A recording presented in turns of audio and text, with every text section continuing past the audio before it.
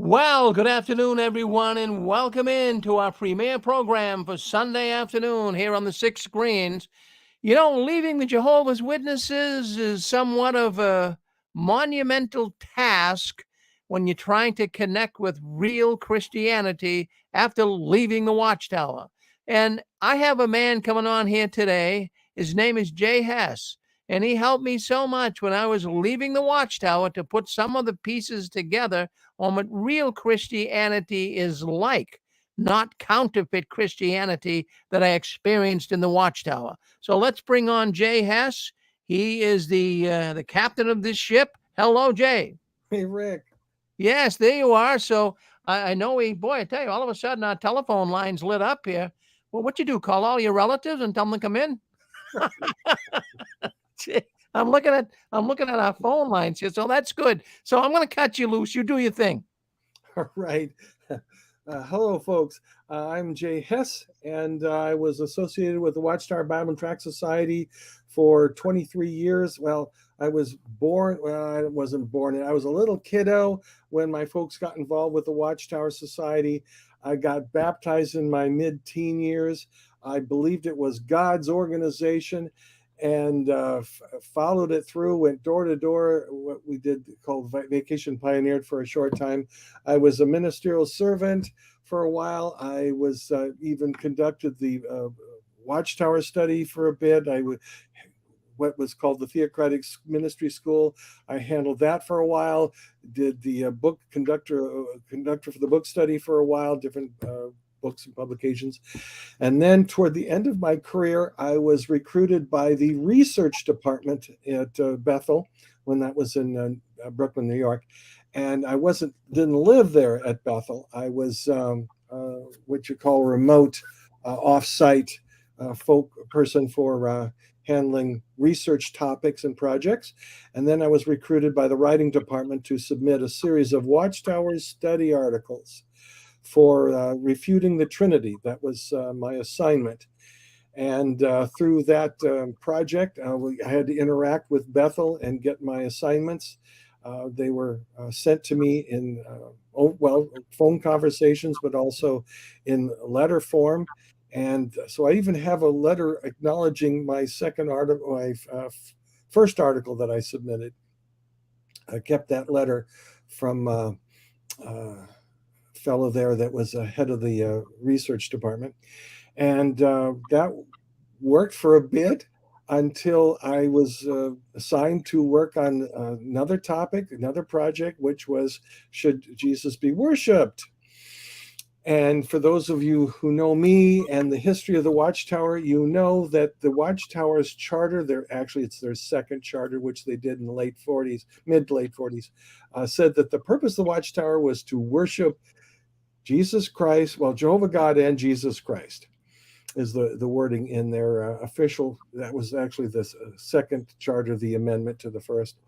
And I went with that and took the stand that Jesus should be worshiped. Now, that was, of course, um, into the 80s, 1980s. And the Watchtower was transitioning away from that view. So if you're only familiar with the Watchtower since then, you'd say, well, who would think that Jesus was to be worshiped? Well, at that time, the Watchtower allowed relative worship of Jesus in the 1970s. Then in the 1980s, they moved to dump that and slowly transition to no longer worshiping Jesus in any form. Um, Not even relative worship, which, as I said, was allowed. And I got caught up in that. And I researched the stand on worshiping Jesus. I wrote an article, yes, for publication as a Watchtower study, that it was all right to worship Jesus.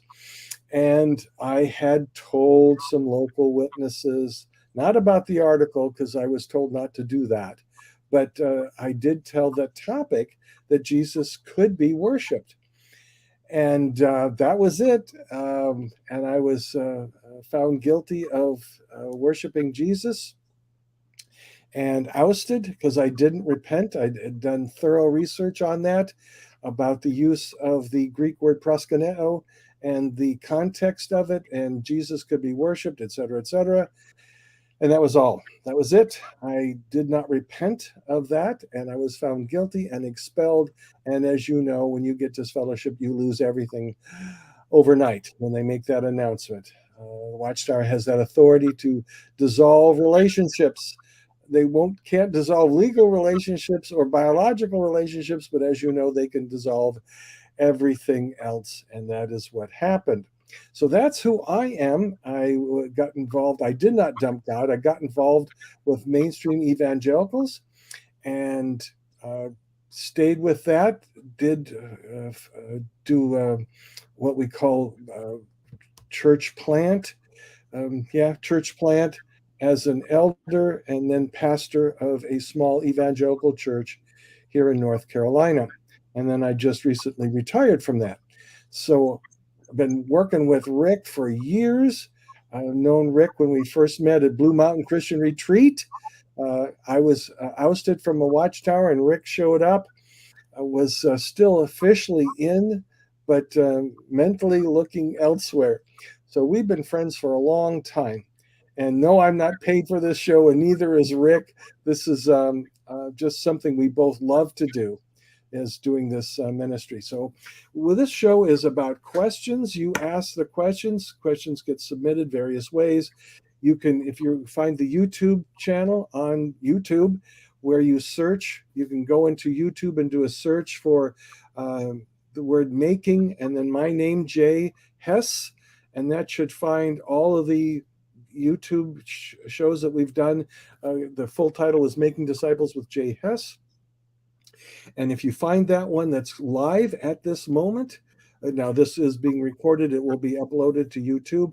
But if you find it in your search on YouTube, you can find the live show, which is what we're doing right now. And they have comments, a place for comments, and you can type in your questions here. Or, I mean, that's one thing you can do. Or at other times, you can send an email to Rick, and he's JW World News. That's got two W's in it. JW World News at gmail.com, and send his questions there. Or if you are dialed in on the phone lines at 727 731 6701, I know that was a little fast. You can be dialed in on the phone, and you're muted for now. But when you want to ask a question, you *6, unmute yourself, and just say, "Hey, Jay, I got a question for you."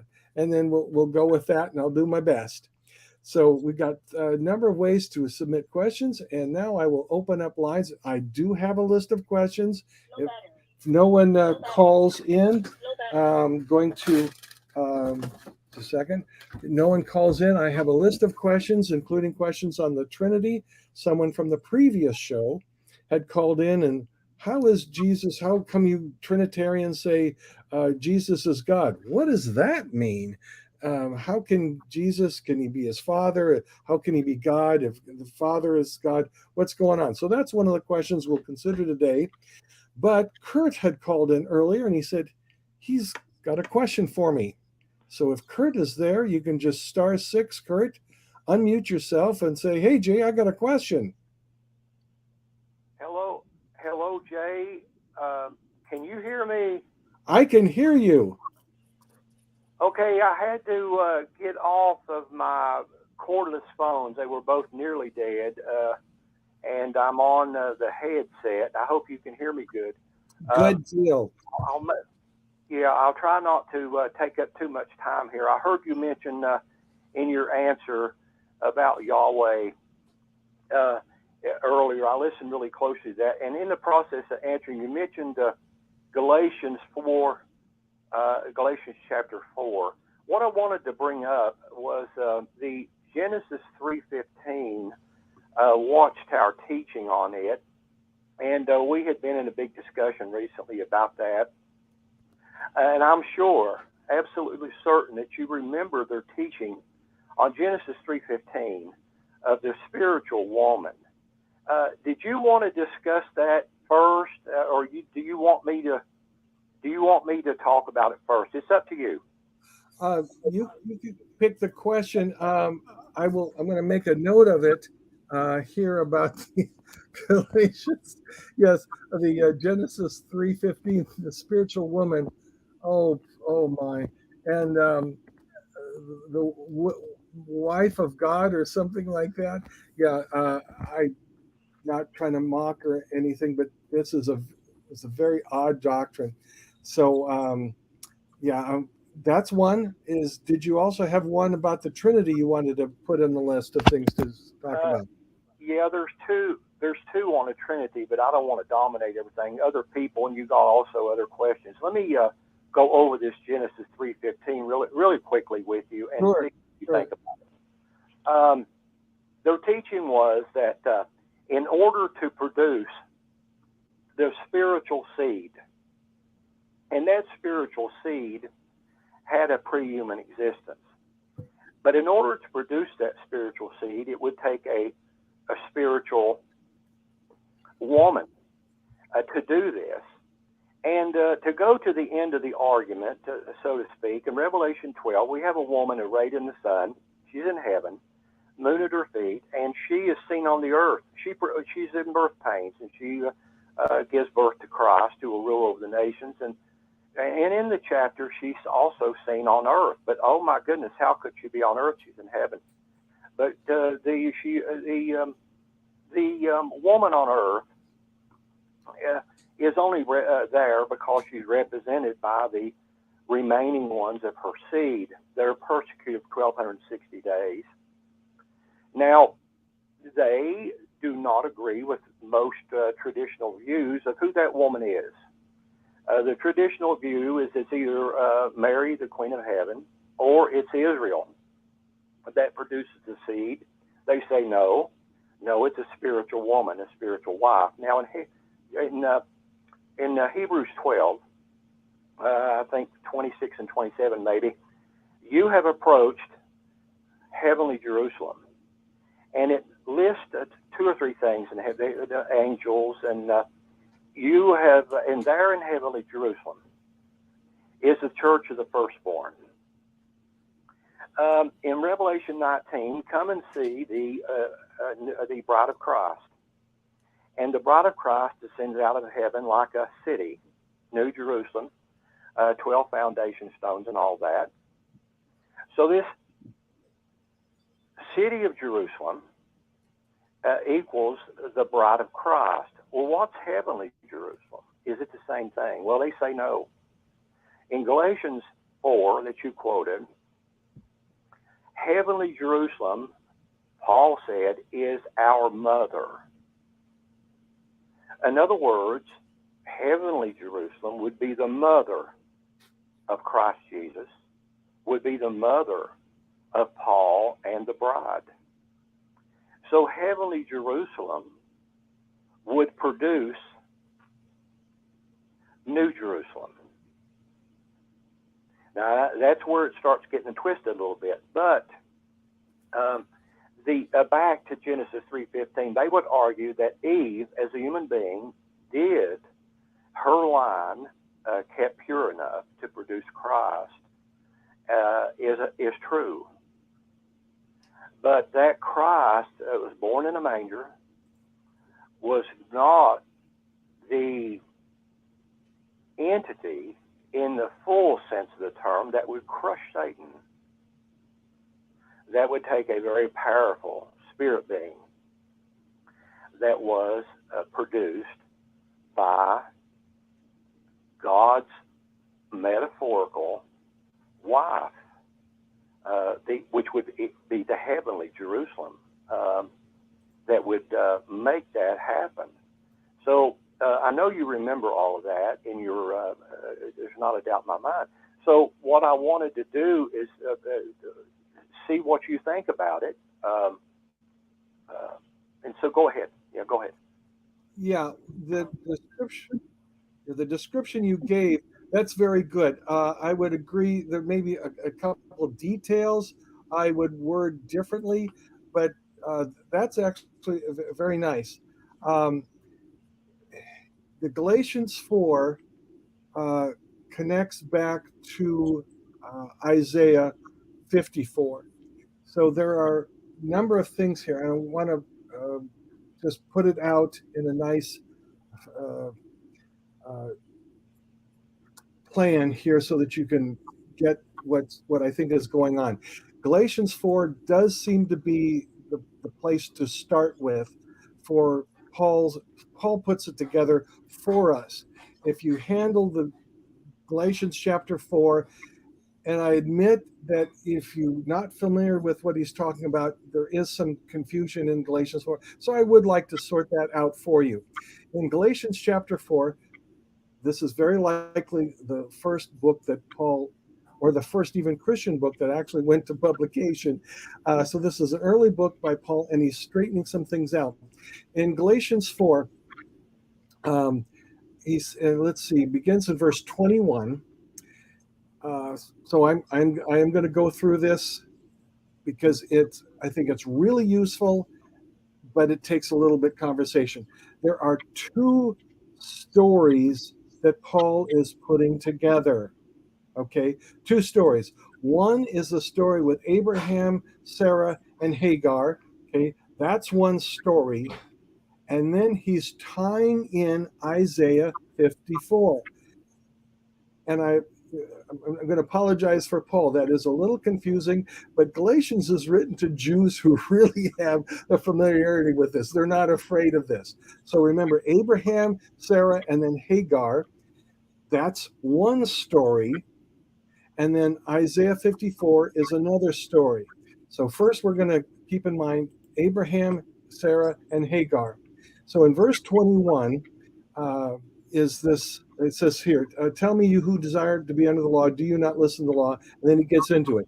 Verse 22, for it is written that Abraham had two sons, one by a slave woman, by the free woman. And so he builds on that.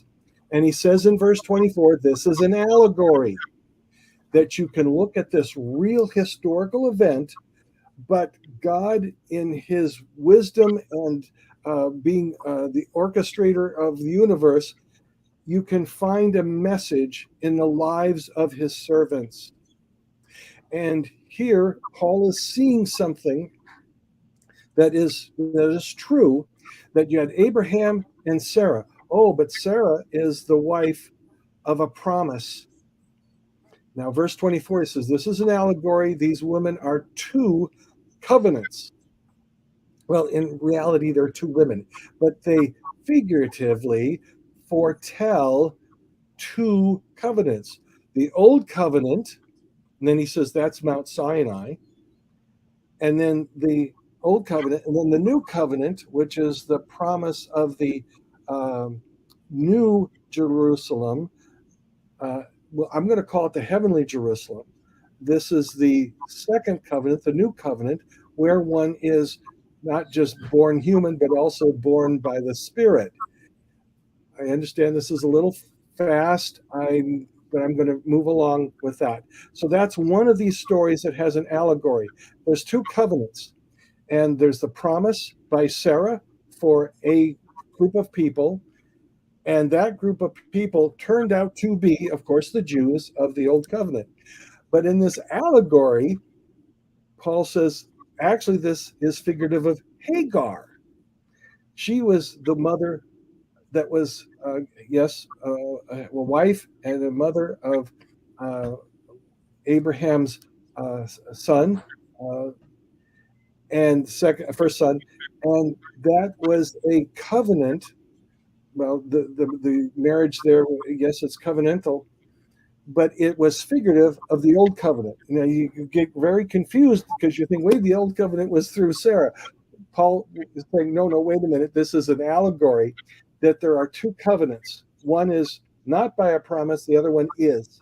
Sarah is the one by where there was a promise of a son. This is Isaac. And Paul is building that. And there's a little switch there. So we're, in a sense, Hagar becomes Sarah. But Sarah is the wife of a promise, the mother of the son by a promise. And this gives two paths, the earthly, physical Jerusalem and the old covenant. Yes, they're of a promise, but Paul's saying, set that aside. That's not the real promise that God cares about. The real promise is the heavenly Jerusalem with all its children. So that part is a little confusing unless you know that story of Abraham, Sarah, and Hagar really well. Then you get it that there is a second promise, a second wife, a second Jerusalem. And in speaking of that, he moves on to verse 27. Now he switches to Isaiah 54. It says, "Rejoice, O barren one who does not bear." Well, wait a minute. Is that Sarah? Oh, wait a minute. This is a different. This is a promise in the Old Testament that was a double prophecy. The prophecy was that yes, there is an earthly Jerusalem, and the second Jerusalem was after the exile. It has a double promise. There is another Jerusalem coming, a woman that doesn't appear to have any children. And this is the first fulfillment was the people from the exile coming back, and Jerusalem grew even more. Paul says, I got news. That's a double prophecy. There's another Jerusalem, the spiritual Jerusalem, heavenly Jerusalem. So both of these women, Hagar and Sarah, were like wives. I mean, they were wives of Abraham. And according to Paul here, it's like having two. This is not the only time the Bible mentions God having a wife. Israel and the northern kingdom and the southern kingdom. The northern kingdom of the 10-tribe nation was considered a wife called Ephraim, and then the southern kingdom, Judah. So God has these women throughout the Bible that are like wives. So there's a picture of Sarah and Hagar. There's a picture of the northern kingdom, the southern kingdom in Jeremiah. And here, Paul in the Galatians says, there is another woman here too. They are both kind of like wives. This one, though, is the heavenly Jerusalem. He calls her, he mentions this one, verse 26, the Jerusalem above. So this heavenly Jerusalem was, at that moment, wasn't fully populated, but Paul is saying this is an allegory. There is another Jerusalem, a Jerusalem above. That's again Galatians 4:26. There's this another Jerusalem. This is the one we've been looking to ever since Genesis. It kind of sort of looked like the earthly Jerusalem, and the Jews, but Paul is saying, no, that's not the real one. That's the one that's being thrown out. The real Jerusalem is the Jerusalem above, verse 26. And this, verse 26, she is our mother. And then he goes through the Isaiah 54 reference about the children of this Jerusalem above will be more than those of the woman who had a husband. What is it saying? That there would be more born again Christians than all the Jews ever born. Okay. Normally this takes me an hour to go through this, so I'm going to move as fast as I can. So he says, these. That was, I listened very closely to every word of that, and when I watched the program back, I want to hear it again. It was a very, very good answer. Believe me, it was very, very good. I appreciate that very much, and I'll listen to it again as well. And but thank you for that. I had some 2 questions on the Trinity, but there may be other people wanting to talk, so I'll mute for a minute and see. Or you've also got some questions already that you got to answer, so I'll take a little break here and go to mute, and if there's time enough, I'll ask you a couple of questions later, okay? All right. Thank you very much, Kurt. And yes, I do have some other questions. Like to have plenty in supply. So to sum up, what Kurt's question was, is there another Jerusalem? The answer is yes, there is, but it wasn't populated in Paul's day. That the mother was figurative, and it was figurative. The Jerusalem above. Kurt mentioned the other place it's mentioned is in Hebrews chapter 12, round about verse 23. Yes, there is the heavenly Jerusalem, the heavenly Mount Zion. Hebrews 12 calls the heavenly Mount Zion. It isn't populated. It's a place. And the children of that heavenly Jerusalem are born again Christians. And they are like the children of a city. The mother isn't an actual woman, even a spirit woman that actually gives birth to children. It's a spiritual place. And the children are those who populate that city. So the Watchtower's explanation, oh, there's an actual woman there. It's all the angels. That was their position. It's all these angels. And those angels give birth to Jesus somehow. And then they give birth to the anointed on earth somehow. No. The heavenly Jerusalem is a place. And anybody who belongs there, lives there, is a child of that city.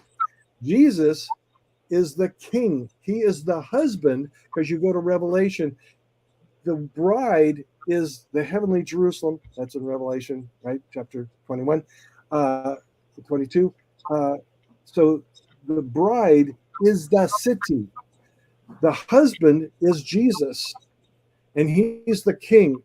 And the city is initially unpopulated, but everyone who is granted entrance into that city, as explained in Hebrews 12:23, is considered a child. Okay, so that's a summary of what we just considered.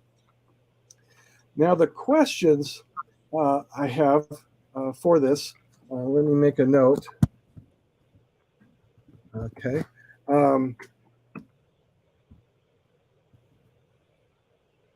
One I'd like to consider, since we mentioned the topic of the Trinity, this came up before, a couple sessions, was it last session, where we have people coming into YouTube and type out this question, and it therefore appears on the uploaded version of this show.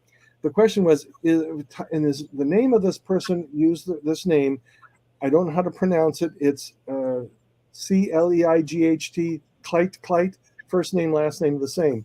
And his question was, if Jesus is God, as Trinitarians claim, how can he also be God's son? Is this not a contradiction? Well, that sounds like a question that the Pharisees asked Jesus. He says, or Jesus asked the Pharisees, Jesus asked the Pharisees, whose son is the Messiah? Well, he's David's son.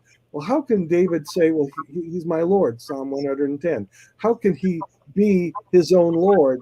How can he be Lord of David and the son of David at the same time? How does that work? So, yes, that question is a good question that Jesus asked. So now this caller, or one who watched this on YouTube, had a similar question. How can Jesus be said to be God and God's son? Is that not a contradiction? Very similar question to what Jesus asked the Pharisees. Here's, I'm sorry for this misunderstanding. And yes, the mainstream churches are to blame when they make these statements and claims and don't explain it. So I apologize for that. So that's what I'm going to do here. It has a lot to do with the term, of course, it has a lot to do with the term God. And in Greek, God is a noun. And most often, and I'm going to say that again, most often that term refers to a single person, apparently from the context, often, not always, a single person. And secondly, it is referring to often, not always, but to the one we call the Father. And as Jehovah's Witnesses, we would have said to Jehovah, we use that name. I personally prefer the name Yahweh. Okay? That's most often how the term God in the Bible refers to. However, there are a few rare exceptions to the use of that term. Okay? And there's a book by the writer's name is Murray Harris, a world-class Greek scholar. And in his book, Jesus as God, good sized book. I've got it in my library. He goes through these 8 exceptions where it is rather clear that Jesus is called by that same term. Actually, I think there's 9. Not going to quibble over that, but that is the issue. And in this book, this Greek scholar, Murray J. Harris, I don't know if he's still alive or if I know he's retired. I don't know if he's still alive.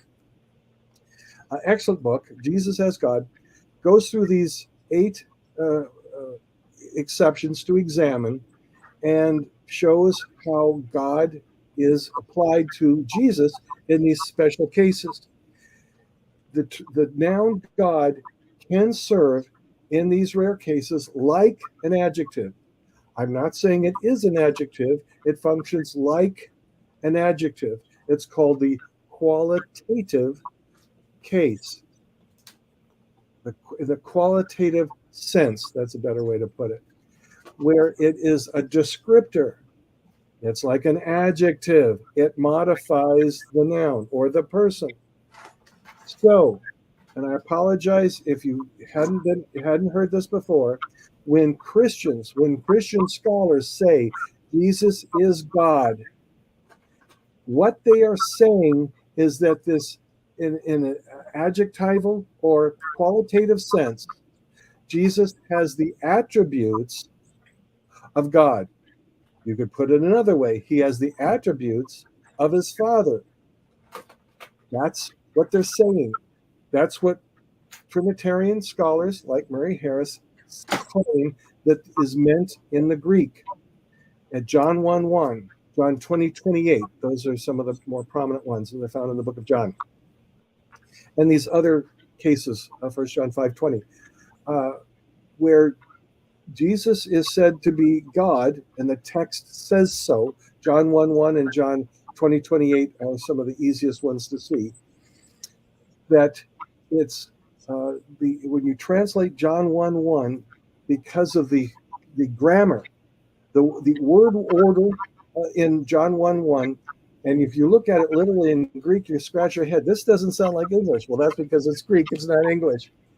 It's because it's applying the qualities that are associated with God, applying it to another person. So, John 1:1, in the beginning was the Word. Okay, that's one word. That's one person.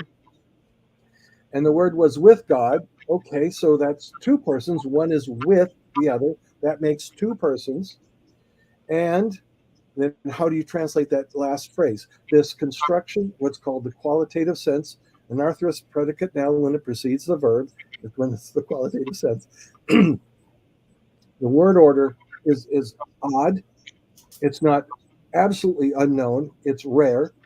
And in all the cases in the Bible where you have this anarthrous predicate noun preceding the verb, it takes on the sense of quality, not identity. It's not saying Jesus is the person that he is with. It is not. That's not the grammar of John 1:1. It means those qualities that are associated with the word God are also present with this other person. I make it real simple. Do you know the story of Adam and Eve in the garden?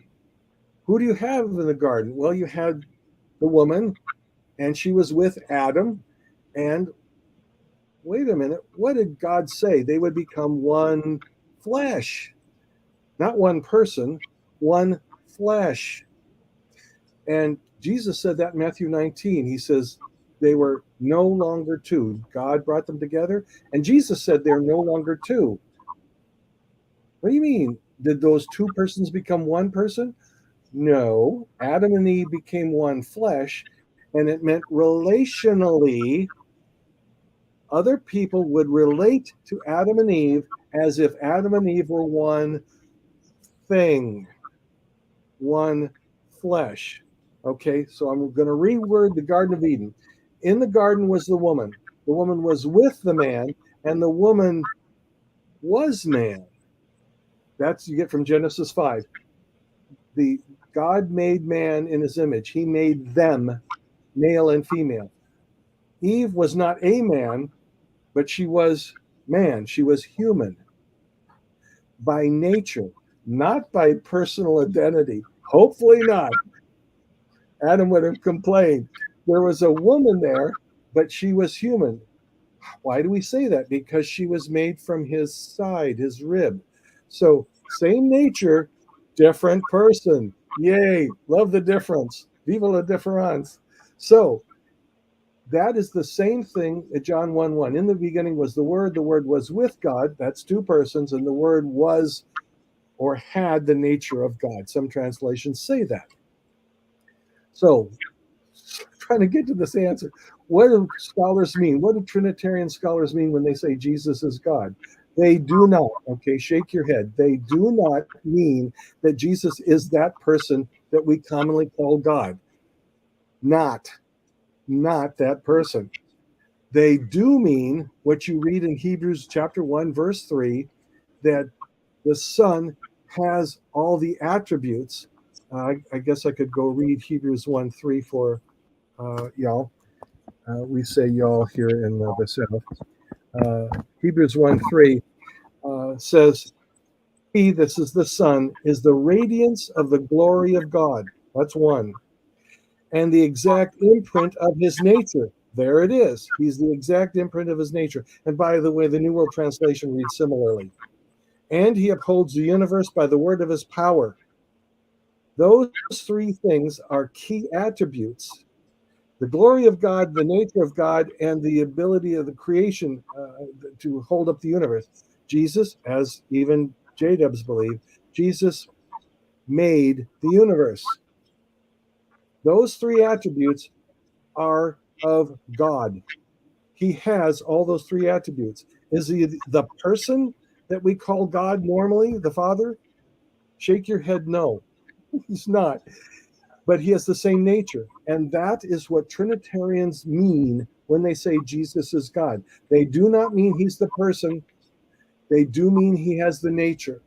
So our fellow that was asking last week this question, or last show, how can he be God's son and be God?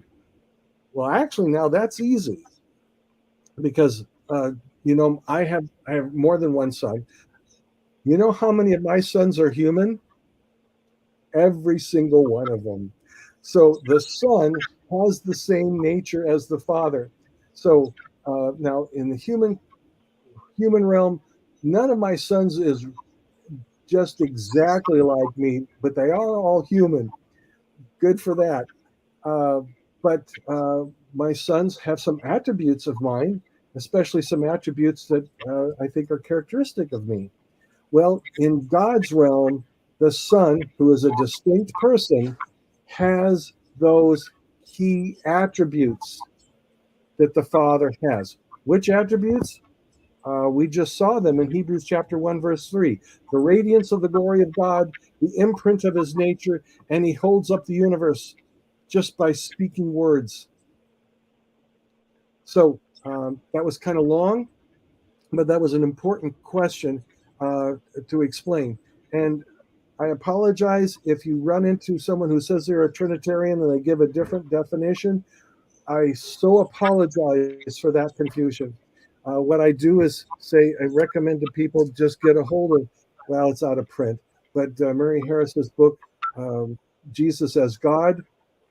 In there, Murray Harris clearly teaches that the Son is eternally subordinate.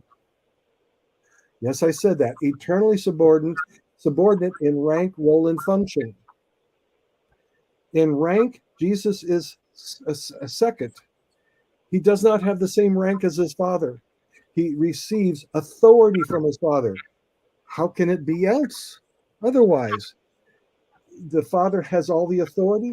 He delegates things to the Son, of course. So that is the definition or explanation of the Trinity.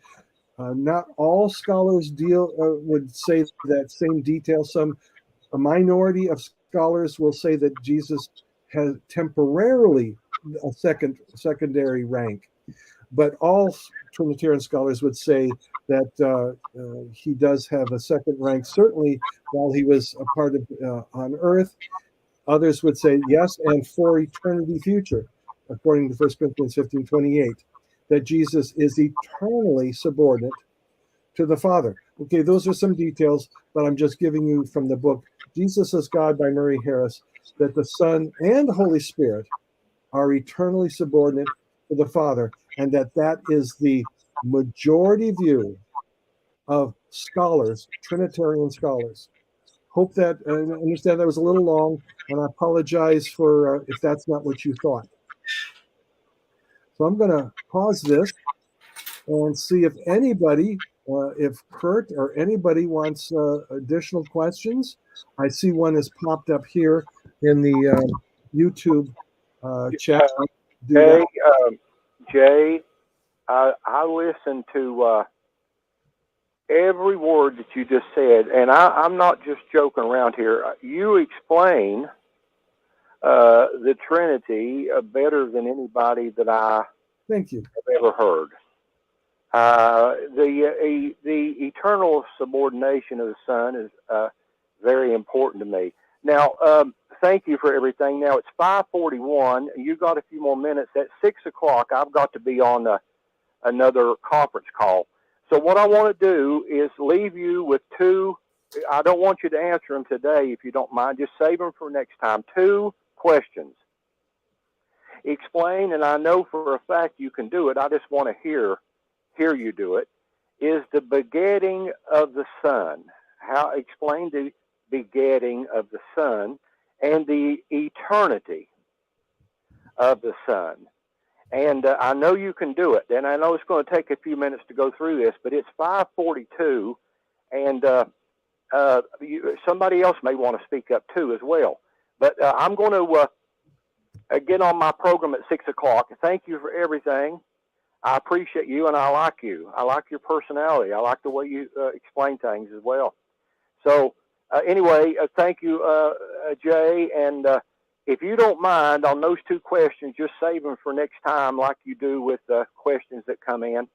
And I'll listen very closely when you explain them, okay? And I'm going to play this video back probably tomorrow and listen to your explanations even further. Okay, Kurt, where I can... Go ahead. Did you hear the session from 2 weeks ago? Yes, I heard, and that is when you. I need to go back and listen to it again. That's when you. I heard you say mention the subordination of the Son, and I need, like I say, I need to go back and listen to it again. Go ahead. Okay, 2 weeks ago, which was the last session, I did a section on being begotten. On the begotten. Okay, I'll tell you what. Okay, I'll go back and listen to that tomorrow. I'll listen to that first, and then I'll listen to this program, and then that may strike out one of my questions. But the eternity of the Son, right? Right. I'll do that. Yes, I'll do that. But yes, if you can get last sessions, I did go into the monogenes, the only begotten. What does it mean to be begotten? Which means that he is the primary or chief inheritor of the Father's assignments and jurisdiction. That's what begetting means. Psalm 2:7 has the answer. That is that when Jesus took his throne in heaven after the cross, that's when he was begotten. I heard you. I heard what you just said. I absolutely, positively will go back either tonight or tomorrow and listen to 2 weeks ago, that program, very closely, and then I'll listen to the program you got today. But thank you for everything. I'm going to I've got about 15 minutes here, and so I'm going to go back to mute and listen to you a little longer, and then at 6 o'clock I've got to call in on another thing, okay? All right. Thank you. Thank you, Jay. Thank you, Kurt. Thank you, Jay. All right. Very good. Oh, love that. And always a good question on the begetting. And if so anybody hearing that today, or Kurt wondering, okay, I go back and heard it from 2 weeks ago, and they still have more they want to understand, the begetting of the Son. And the reference to Psalm 2:7 didn't answer the question that I did last time. We'll bring it up again and we'll discuss it on the next show. All right, so I made a note of that. Well, we got a question on today's show here. How can Jesus and the Father both or each be Alpha and Omega? Okay, now there is a consensus pretty much amongst Trinitarian scholars that both the Father and the Son are Alpha and Omega. That seems to be pretty well solid because Alpha and Omega. What does Alpha and Omega mean? Alpha, well, that's the first letter of the Greek alphabet. Omega, well, that's the last. So in Greek, that would be first and last. Well, in Isaiah, the Father is called, or Yahweh, God is called the first and last. And in Revelation, both Jesus and the Father are called the first and last. So that would be in Greek, Alpha and Omega. So in what ways are they both? Well, since we have the alphabet, first and last, the Father and the Son made the universe together. Well, Holy Spirit too. That is taught in Scripture in Psalm 102, around about verse 25. It speaks of Yahweh making the universe with his hands. Then in Hebrews chapter 1, 10 through 12, it quotes that verse, applies it to the Son, and says the Son made the universe with his hands. And you say, well, that's a metaphor. Okay, hands are a metaphor. I get that. But it's communicating that who made the universe? Who started this all? Who's the beginning of all this? Well, Jehovah, according to Psalm 102. Oh, and Jesus, according to Hebrews 1, 10 through 12, as well as John chapter 1, verse 3, as well as Colossians 1, 15 through 16. The Son also made everything, through whom everything was created, right? So this makes sense that both Father, Son, and I would say also the Holy Spirit. Again, Hebrews 1, 2, we moment ago read Hebrews 1, 3.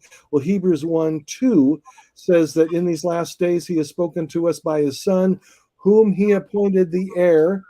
There it is, the inheritor of all things. So he's the inheritor, through whom also he created the world.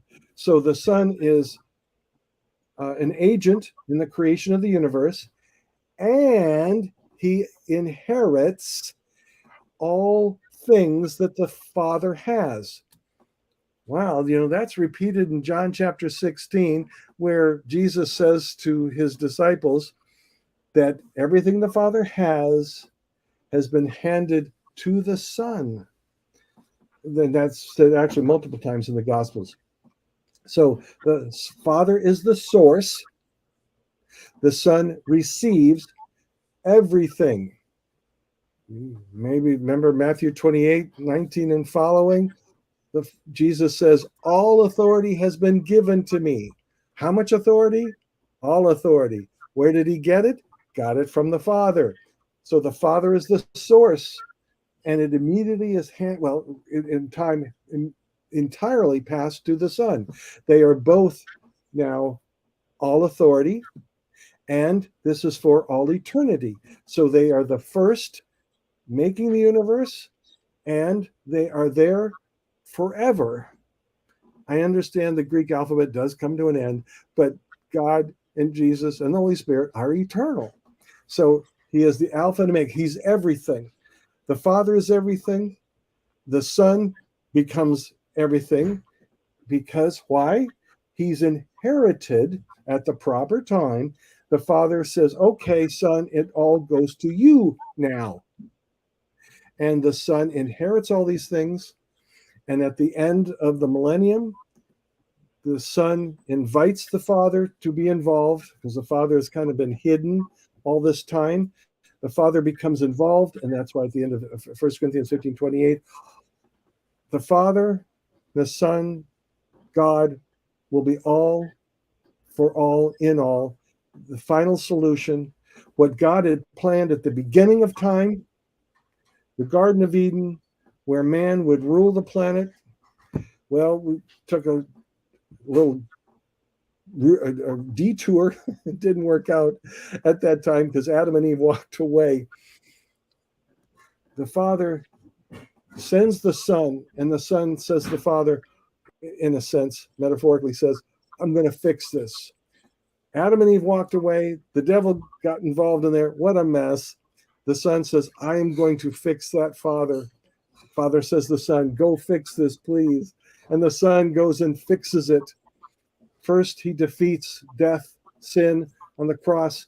And then later, what Jesus said, he was coming as Savior. He says, I'm not the judge now, but when I come again, I will be the judge. So he's going to come as judge. And it's not going to be pretty. But Jesus comes and he fixes this. According to the end of 1 Corinthians 15, he subdues all the enemies of God and has gotten rid of sin, cleaned up the earth, cleaned up humanity, and at the end of the 1,000 years, all the evil, all the sin, all of that is gone. And Jesus says, oh, Father, I did it. Look, the earth, it's back the way it was as you originally intended it. I did it for you, Father. And I taught humans what it means to be self-sacrificing and giving up everything to be in your kingdom, Father. And I've done it. It's done. It's resolved. It's finished. And Father, now earth is now holy enough for you to come as you once did in the Garden of Eden. Come on, Father, come on down. And as the end of Revelation says, God will dwell with man. And God can once again come and dwell with man on earth in total perfection and holiness, no sin. Woohoo. And the Son, what does he do? He fixes it at the end of the human reign. So both Father and Son are both Alpha and Omega, first and last. I know that was a little fast, and I apologize. I'm watching the clock here at the same time. Jay, real quick here. This is Kurt. Real quick, and I'm going to shut up. I've got to get off the phone. I got 7 minutes till 6 o'clock. Yeah. I want to thank you for your program, and I'll go back and listen. I think somebody else is trying to talk, but thank you, Jay. Thank you. You're welcome, Kurt. Thank you very much. That was good. I love these questions. So we have a pause here in case someone does want to call in and ask a question. We always pause. If anybody's got a question, it's all good. All right. See if we can get. See if I can find a quick question if no one calls in. Do we have a quick question? All right. Well, let me help you out here, Jay. We do have a lot of people on our radio telephone line. So listen, folks, you guys, many of you are ex-Jehovah's Witnesses, many wiggling your way loose.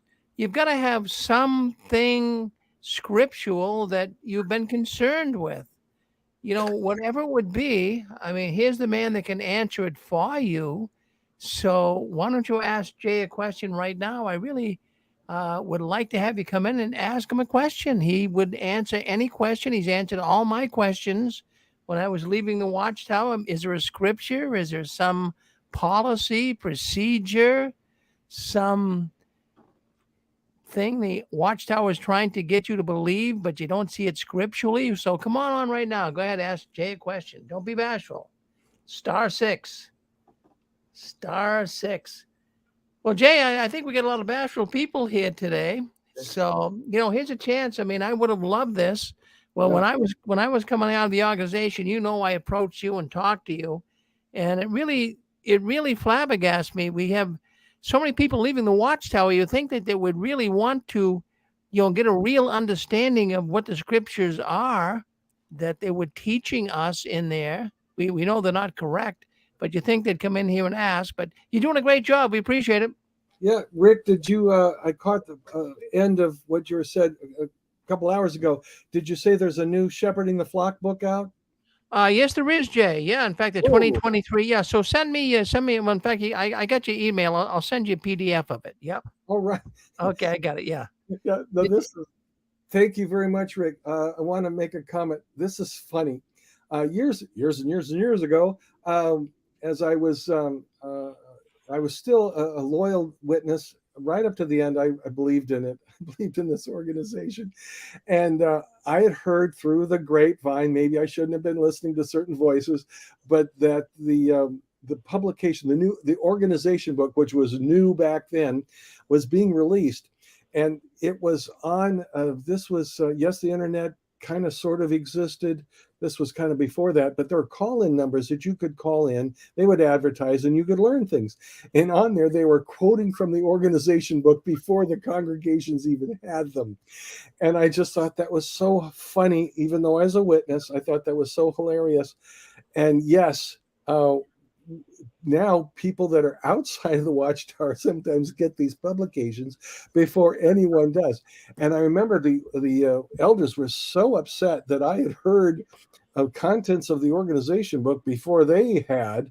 How in the world did this new light get out into the public before we as witnesses got a hold of it? And I just have to say, I think that's funny.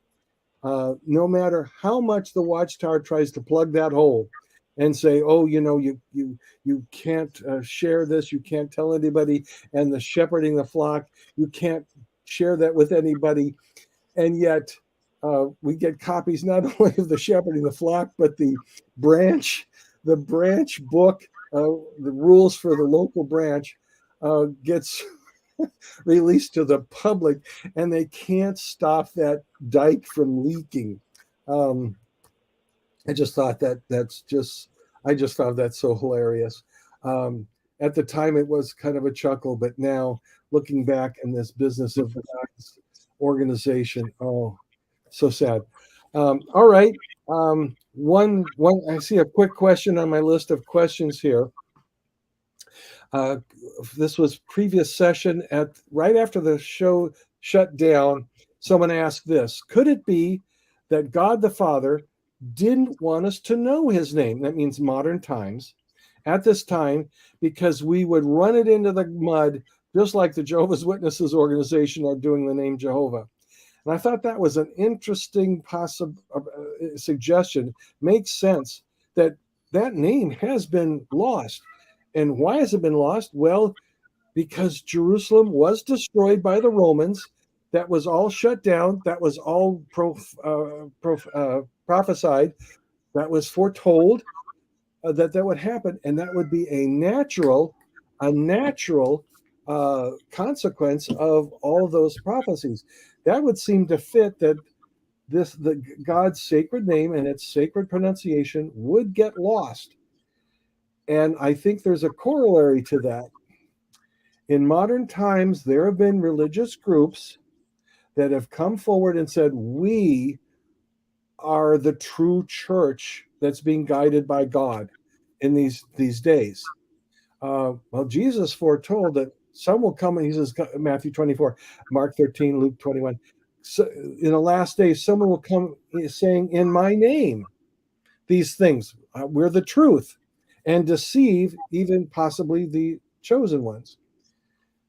Isn't it interesting that you can, if you're the true religion, tell me what's the name of God. Give me the correct pronunciation that fits. And they have no answer. That was one of the things that I thought the Watchtower really, messed up.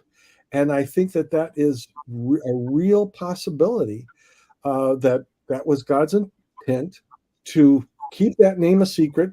It's one of the first things I want to know when the new system, the parousia, is here. That's the third commandment. That's the name that was protected by the third commandment. Would you please tell me God's sacred name? And there's guesses currently, scholars, Hebrew scholars would guess it could be this, it could be that. Is it Yahweh, Yahweh, 3 syllables too. What is this? That would show a special connection with God in these times if someone knew for sure. And how would they know? Because this was likely lost after the temple was destroyed and down through the centuries, that the Jewish high priest didn't pass it on. Maybe he had no son, or they didn't survive, something happened, and that pronunciation was lost over time, and as indeed it does seem so. So that was an interesting suggestion, I think, in last session, and I think that's worthy of thinking about, because for some group, we get some little group often somewhere saying, yes, God speaks through me. Trying to think of this one guy that ran a trailer park out in Nevada or something. God speaks through me. Y'all need to know that. Wait a minute. Okay. What's God's name? Don't know. Okay. This may be one of the reasons that name has been kept secret, so that those who are pretenders can be exposed. Well, those are my thoughts for this week, this show, and we'll be back in 2 weeks. So please, now if you've got the YouTube, you miss the live show, you can come back when it's uploaded and go into the comment section below and add your question there, or send an email to Rick, JW World News, that's with 2 W's, JW World News at gmail.com, and submit your questions there, or just do it live here on the show. And appreciate it. We love your questions. We like to know that people are listening and like this show. Well, Jay, it's a very popular show. More and more people are coming in listening, and you're doing a great job. I just want to say that if anyone listening into the program today would like to have that Shepherd the Flock book 2023, I'm sending a copy to Jay. But if you want a copy as well, write me at jwworldnews@gmail.com. And Jay, I'll send that off to you the next 10 minutes or so here. But you want to look at chapter 12. You want to look at chapter 12. That is all the offenses that you could be disfellowshipped for. I mean, it goes on and on and on and on. So check that out. It even it even talks about elders, or even any Jehovah's Witness male, I guess even female, that is viewing pornography, that they're going to cut them slack. They're not going to make it into a judicial committee hearing. I found that very fascinating, unless it's really an ongoing problem. But it looks like the Watchtower is stepping aside from, really trying to get into things that are going to create some major issues. But check out that chapter 12. I think you'll find it very fascinating, Jay. Yeah. Will do. Thank you very much, Rick. We'll see you in 2 weeks. Well, you got to thank you, Jay. Keep waving that flag of victory. So we'll end the program right here. Thank you for coming in all weekend long. My goodness, we've been having a number of programs on the 6 screens. Lots of new people coming in for the first time. Thank you very much for wanting to listen in to our little niche network here, exposing the Jehovah's Witnesses. Okay, we'll see you in 2 weeks, or actually 1 week, 5:45 p.m. Eastern Standard Time. We got Barbara Anderson. She'll be coming on next Saturday night, 5:45 p.m. Eastern Standard Time. See you then.